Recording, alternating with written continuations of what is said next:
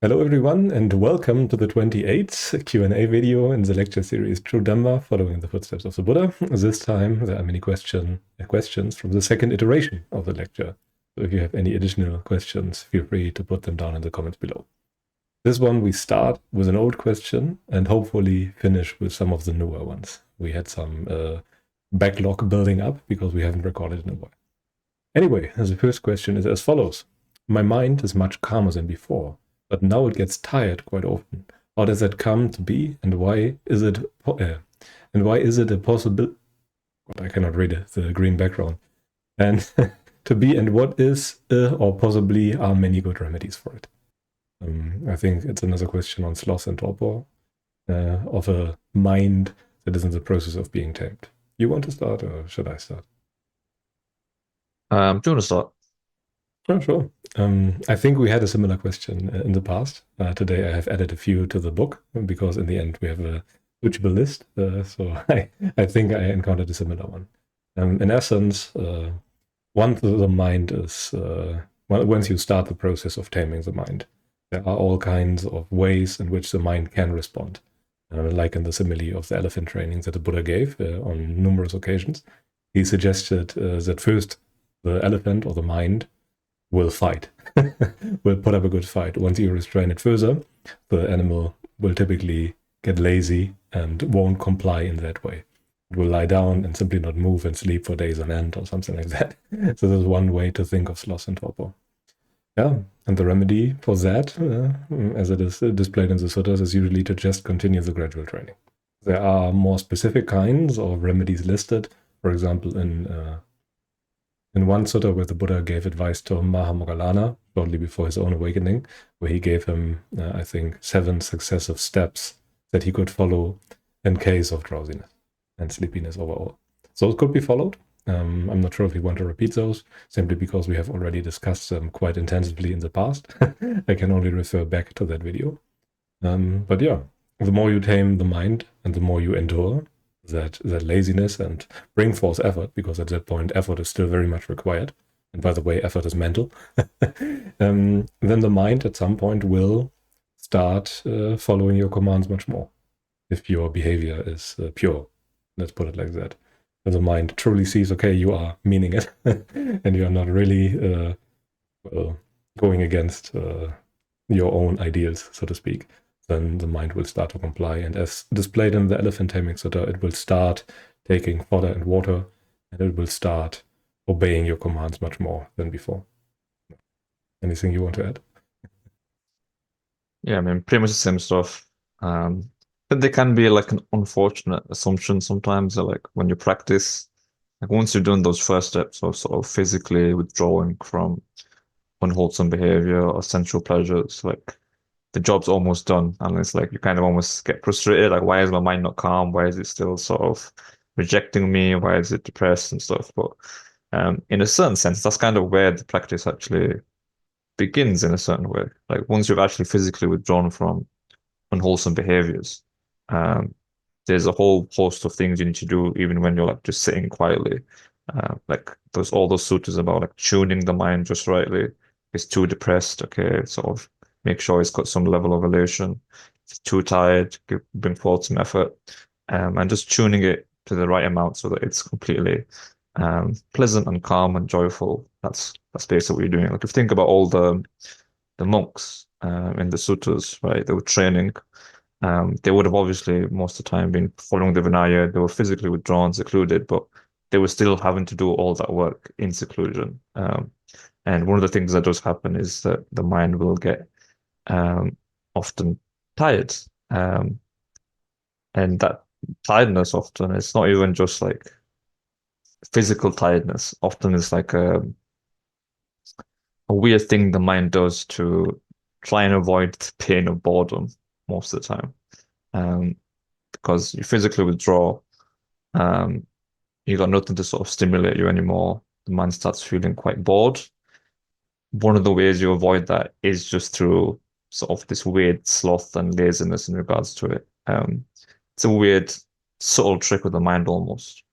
So I think apart from all those tips in the suttas, like, analyzing the Dhamma or standing up, going for a walk or something, just noticing that that is something the mind is doing to try and avoid the pain of boredom is also a way you can just sort of just wake up a little bit and say, okay, I'm not going to let my mind go in that direction. And sometimes that's enough. Other times you will have to do something a bit more like, go for a walk or something, or do something a bit more active, such as actively contemplate the Dhamma, bringing it back to mind and things like that. And then hopefully the mind will grow a bit more energetic with time. Yeah, actually sounds very good. I mean, yeah. Well, in the end, there are different kinds of tiredness. I think that's important to highlight that. There is flat out bodily tiredness, and that should be counteracted or cured by resting and sleeping in the lion's posture. But this is not the kind of tiredness most people are talking about. This is a liminal state of drifting off, which is very fuzzy, very warm, and sometimes even feels quite good, which has a certain allure to it. So you are willingly giving into that, and well, kind of falling for Mara's trap in a sense. And this should be avoided. And yeah, as I've mentioned, if you know that this is a trick that the mind plays on you, this very much helps. And you are not getting hit left-sided, if that is the right idiom. Yeah, that's what It's I would avoid. also it's also going to be highlighted, I think, that it normally takes quite a while. So don't have the expectation that like I'll do like one meditation session and then the mind will be super bright. Like the lack of wakefulness is something that's been cultivated for years and years and years through craving, unwholesome behaviors, just not being aware fundamentally. So growing in that wakefulness is also going to be a gradual process. So like the sort of time period you have for this should be fairly large, and that can also just prevent you being too frustrated with the mind, basically. Like it's normal in a sense for the mind to reject you at the beginning, and slowly you tame it, not after one day. Yes. I mean, I think the Buddha chose the many similes of taming wild animals for a reason. Taming wild animals, if you ever tried that for real, I think back in the days people did that quite frequently, which is why the Buddha chose those similes, is actually quite a difficult process. If you get, I don't know, if you're living on the countryside or something like that, and get a new animal, it sometimes takes months until it loses its shy and actually starts accepting food from you and all those things and is not running to hide from you or something like that. And this is how the process usually unfolds. Sometimes it can take even longer. So it's a very fitting simile, I would assume, because it vividly shows how much patience and consistency and all those things are involved in that process. And I would also add that when the mind plays this tiredness trick on you, sometimes it's also okay to just endure the tiredness. I mean, tiredness in itself is also not the problem. You don't have to be absorbed in the tiredness. It requires a bit of effort to go against that. But allowing that state of tiredness to just be there is okay, from my point of view at least. You can be wide awake, so to speak, and clearly comprehend while being tired.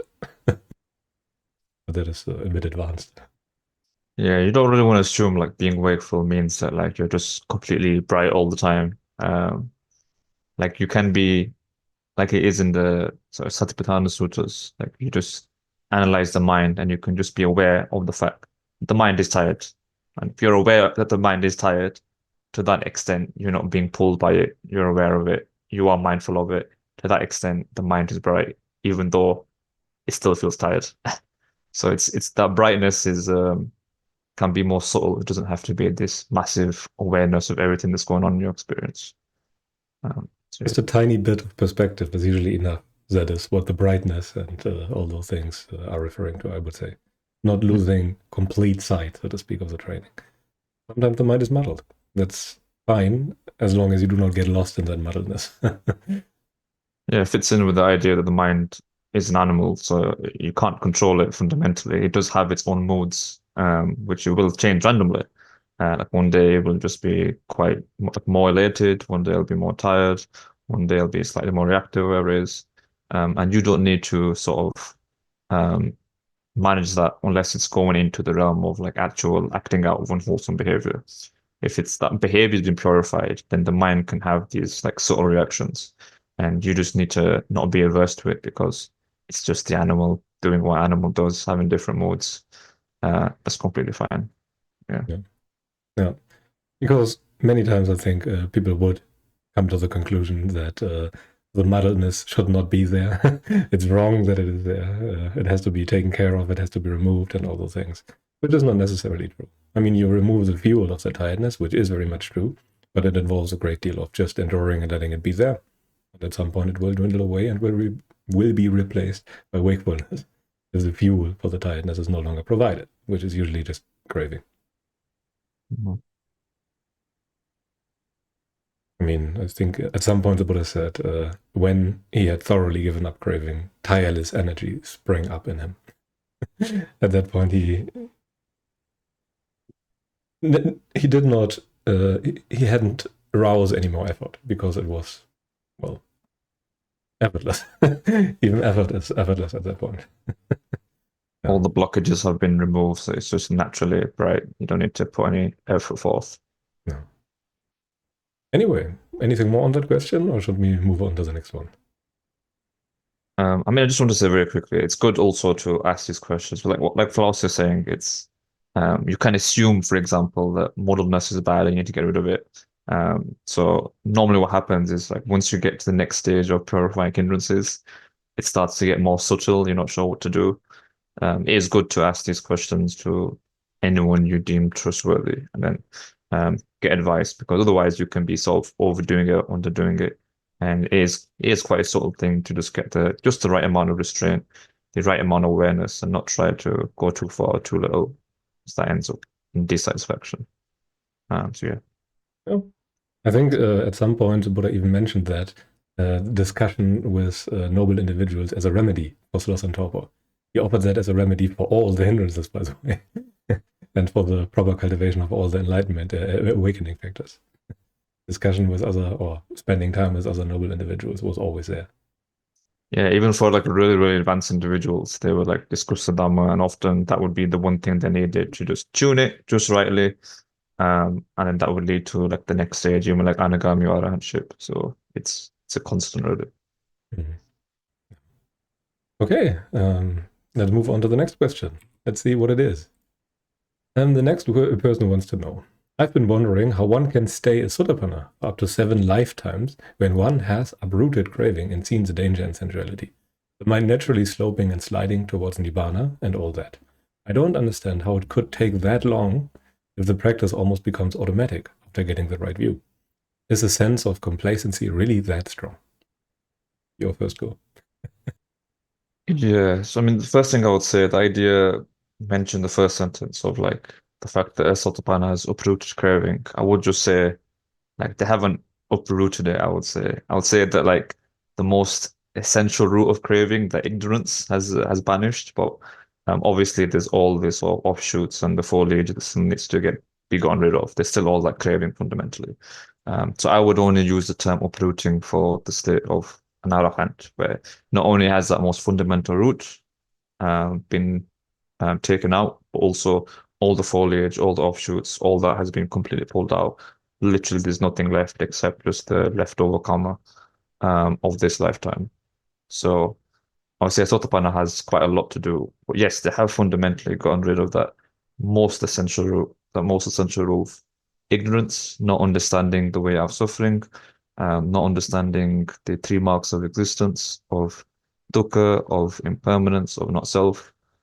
Um, in terms of the idea, is the sense of complacency really that strong? I would say often yes, mainly because Sotapanna is in a weird mid zone where they still have quite a lot of craving left. They still can be quite bound by sensuality, bound by ill will, but they also have another part of their mind which has been fortified by wisdom.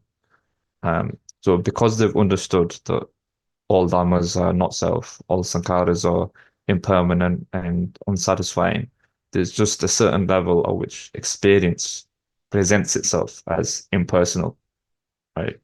So that's why like the self view and all that has just that fetter has completely gone for a Sotapanna.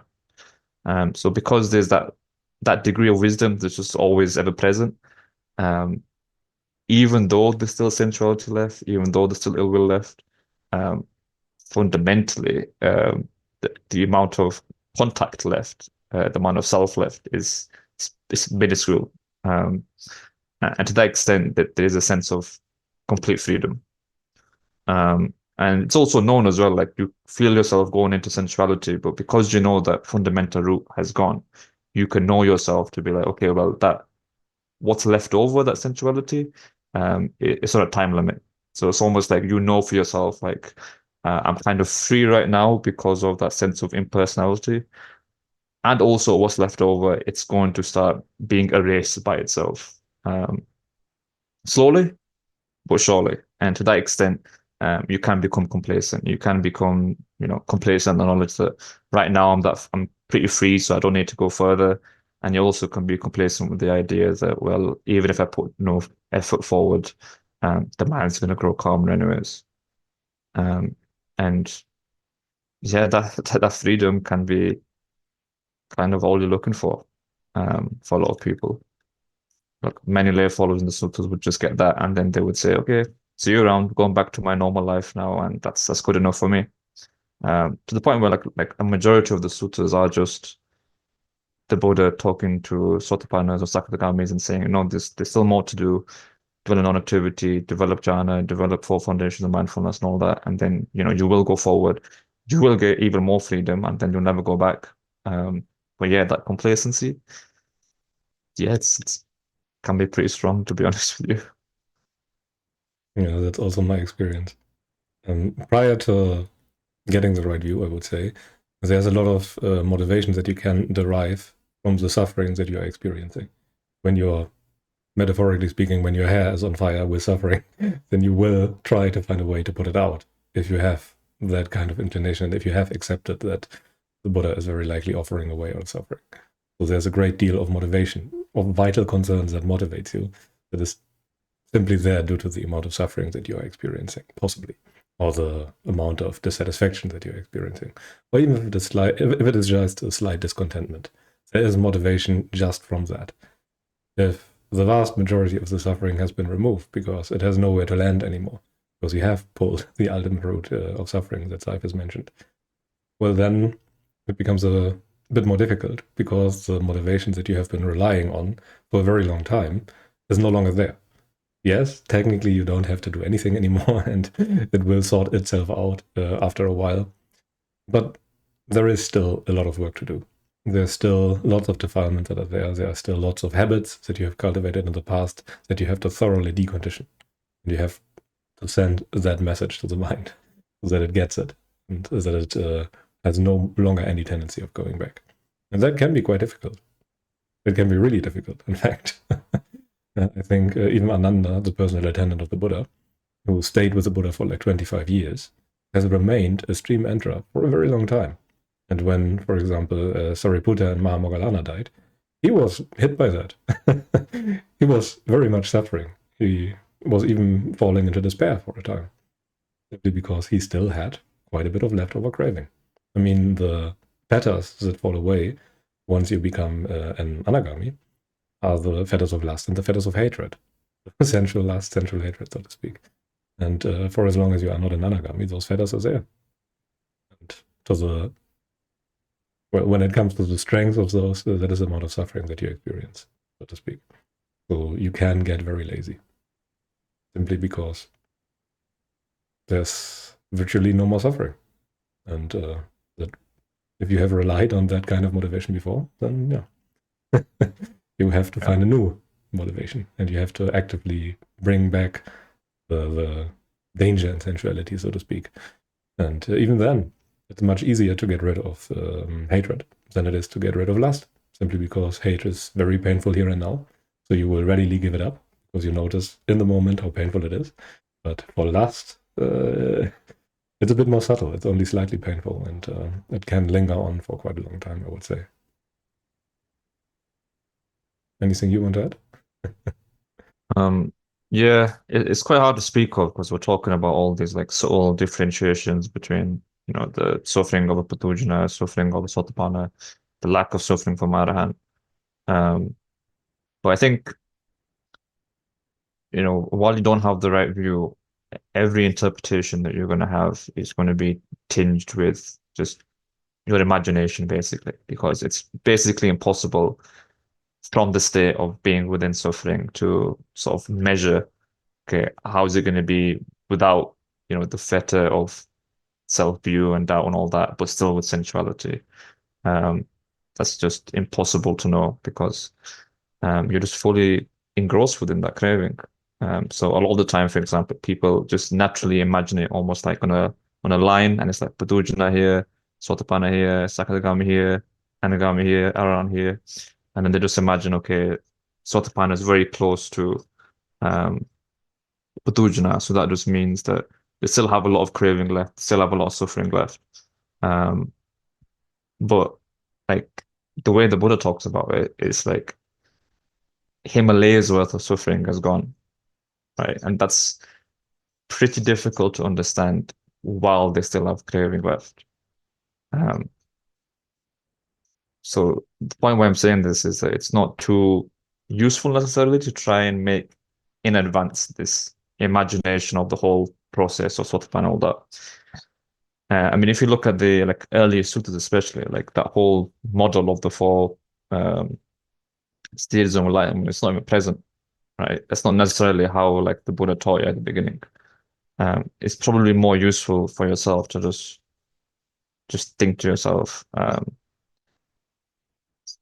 what is left that I need to actually abandon, and then just work on abandoning it. And then at some point, you will get to a point where you fully go beyond doubt, you know the way out, and then you'll know for yourself, okay, what's actually left and what do I need to do. But before that, trying to imagine all these sort of in between stages, I don't think it's super useful. Um, just focus on the final goal because that's quite clear. And then if you want to stop halfway, that's what will happen if that happens. There's a certain kind and amount of work that you have to put in right now, and that is what you should be doing. You have to abandon craving here and now and not so much think about, okay, what will I be when I am a Sotapanna in the future? Something like that. Those are not very skillful questions. Yeah, you end up imagining like, oh, well, Sotapanna seems pretty good because they're like experienced loads of freedom, but they can still go towards sensuality as well. And like in a weird way, um, like Sotapannas are like that in the sutta sometimes. Like they talk about the virtuous lay followers who are Sotapannas, but they still enjoy sensual pleasures. But from perspective of not having right view yet, you contemplating that is basically always going to be unskillful because it's just going to be increasing your value of sensuality. It's just you trying to make this enlightened version of sensuality, which is going to be the thing that's actually blocking you from enlightenment. Because the one thing that Sotapanna cannot do is see sensuality as pleasant at the most fundamental level. Um, So that's really the thing you should just focus on, um, rather than trying to create these mental models, I would say. I think even one of the wrong views, when the Buddha explained wrong view, he often said things like, what was I in the past? What will I be in the future? Am I here now? And all those confused questions that are not very skillful. So those were the prime examples of wrong view that he usually chose to explain what wrong view even means. And well, if you are questioning your experience along those lines, then you can be quite certain that it is not too helpful and that you should actually focus on the instructions, the actual things that you must do, the work you must do that the Buddha gave us. That would be much more wholesome and much more leading into the right direction. Anyway, I think we have time for one more question before the recording window of Zoom runs out. So let's do it. And let's see what it is. The next question is rather short, which is unusual. The person in question wants to know, how do I correctly observe the Uposatha? I will first explain what the Uposatha is. I would imagine that not everyone knows that. Every full, every half, and every new moon, in certain Buddhist traditions, and even mentioned in the suttas, people kind of do a sensuality detox, so to speak. So there's an occasion where you not only observe a very virtuous lifestyle or try to do that, but rather you try to observe the 8 precepts, as in you basically live like a monk for some time, for the duration of a single day, every 2 weeks, basically. That is what you aim for pretty much. And now there are different ways in which you can go about it. The Buddha laid out the 8 precepts, and they are kind of specific in certain manners, like you should avoid high-end luxurious beds or something like that. And there are certain other precepts like you should avoid idle chatter, and he even went into lots of detail what that meant. But there are also lots of things that he did not cover, simply because, I would imagine, they did not really exist back then. He did not say don't watch too much TV. He did not say to avoid meeting with friends and, well, drinking something, probably not. But he did not say no meeting with casual friends, going to the cinema, or whatever. Yet, one could argue, and I would argue, that all those things are pretty much included within the precepts to some degree. What you essentially want to do is to avoid sensuality for the duration, for 1 day every 2 weeks, so that that day shows you the amount of sensual depth that you have accumulated in the meantime. So by not following your normal routine, by not following sensuality, by not allowing the mind to have what it wants for a while, the sufferings that you have accumulated in the meantime will be revealed. And if you do that regularly, you will start shying away from sensuality, simply because the regular Uposatha will reveal how painful that actually is on a regular basis. And that is more or less the idea behind the Uposatha, as I understand it. To show you on a very vivid basis that sensuality is not worth it, and that the sensual engagement actually leads to lots of suffering in the here and now, but also when you are no longer able to be paired with what you deem agreeable. And the Uposatha is a prime example of being paired with the disagreeable, simply because you cannot follow what you usually do. And what people usually do is sensuality, top to bottom. You want to give it a go? Yeah, I really like that description actually, because everything you mentioned relates to actually like using it in a wise way. Because like, you can take like the most basic definition to say it's just about following the precepts to the rule, but you can just do that in a way that you're just following precepts blindly and you're not really understanding the point of it. The point of it, correct observing it, means like, having this practice every 2 weeks or whatever that aids you in understanding how you're subject to suffering, how to abandon it, and all that. So the main thing is, like you say, you practice a withdrawal from sensuality, at the very least, like precepts. But you also use it as a way to understand directly in your experience the accumulation that you've been doing in the last 2 weeks, the disagreeability of that accumulation, and the sort of calming, the pleasantness of abandoning it, even if it's just unpleasant for the whole day. Well, it's still good to the degree that you've actually discerned that it is disagreeable, that accumulation. Like if you do this every 2 weeks, you will start to notice when you're not doing that sort of bi-weekly practice that actually, like, when I'm accumulating all this stuff, like I shouldn't be doing this. I'm just gonna have to do more work later on to try and get rid of this accumulation. So it has a lot of carryover. And yeah, you can use that time if you're not like meeting with friends or playing video games or whatever to also, just practice in different ways as well. Study the Dhamma, read suttas, all that stuff. It's just a way to intensify practice. I think especially as a lay follower that's busy, it's one of the best ways to sort of just structure your life in a way that's useful for the Dhamma. It's a very good routine. I would also say that just going literally cold turkey can be a bit difficult for beginners. But even within the confinement of the 8 precepts, there are lots of ways that you can be quite active. Reading suttas, reading a Dhamma book, doing walking meditation, alternating it with sitting meditation, doing nothing for a while, being in nature for a while. All those things can be done, can still be done, so that you don't have to be too abrupt when it comes to the changes that you have to go through. But if you have accumulated a lot of sensual depth, it will still be felt as extremely painful, simply because you really are apart from what you deem agreeable. You really made yourself dependent on all those things. And the moment that's no longer available, it will be felt as painful. That's just the way things are. Anyway, do we have more recording time? For some reason, the new version of Zoom does not show anymore how much time. It says we've got about 5.5 minutes. Yeah, so then please offer your thoughts. That's plenty of time still. Don't really have anything to say, to be honest. I think that's basically it. I mean, like the idea you said of gradual training is helpful. I do agree, generally speaking, that trying to cold turkey all of sensuality normally does not go well.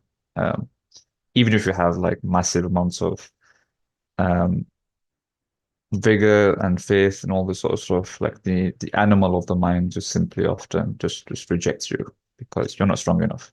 The animal's been working out for years, and you've just been rotting in bed, so it's not going to work out. So gradually doing it is really helpful, and even if it's quite painful for that one day, the idea that I'm not abandoning it for my whole life, I'm just doing it for that one day. It's okay for the mind. It's not too bad.